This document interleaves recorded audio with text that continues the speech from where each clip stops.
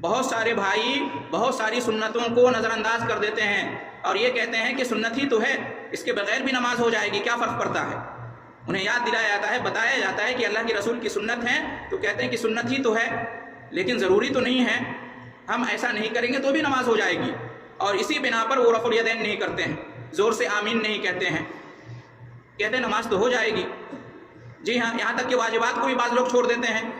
دو سجدے کے درمیان جو بیٹھتے ہیں اس میں بھی اللہ کا ذکر ہونا چاہیے، رب اغفر لی رب اغفر لی کہنا چاہیے، لوگ اس کا اہتمام نہیں کرتے ہیں۔ سورہ فاتحہ پڑھنا جو کہ واجب ہے، بہت سارے بھائی سورہ فاتحہ نہیں پڑھتے ہیں امام کے پیچھے، سری نماز میں بھی نہیں پڑھتے ہیں، ظہر میں اور عصر میں جس میں امام صاحب بلند آواز میں قرآن کی تلاوت نہیں کرتے ہیں، اس میں پڑھنے میں کیا حرج ہے؟ کم سے کم اس میں تو پڑھو بھائی۔ تو محترم حضرات، کہنے کا مطلب یہ ہے کہ جو بھی حدیث رسول صلی اللہ علیہ وسلم سے ثابت ہے اس کے مطابق ہمیں نماز ادا کرنا چاہیے، اور یہ جو مسائل آپ کے سامنے بیان کیے گئے ہیں یہ حدیث رسول صلی اللہ علیہ وسلم سے ثابت ہیں، کچھ واجبات ہیں تو کچھ سنن ہیں، لہٰذا ان کا پاس و لحاظ رکھنا چاہیے۔ اگر یہ کہہ کر سنت کو آپ نظر انداز کر دیتے ہیں کہ یہ سنت ہے واجب نہیں ہے، تو گویا کہ اس کا مطلب یہ ہوا کہ اللہ کے رسول کی سنت اتنی ہلکی ہے کہ اس کو ایسے آپ نظر انداز کر دیں گے یہ کہہ کر، نہیں میرے بھائیو ایسا نہیں ہونا چاہیے۔ اگر اللہ کے رسول سے محبت ہے تو رسول کی ایک ایک سنت کو ادا کرنا چاہیے، اور صرف سنت کہہ کے آگے نہیں بڑھ جانا چاہیے۔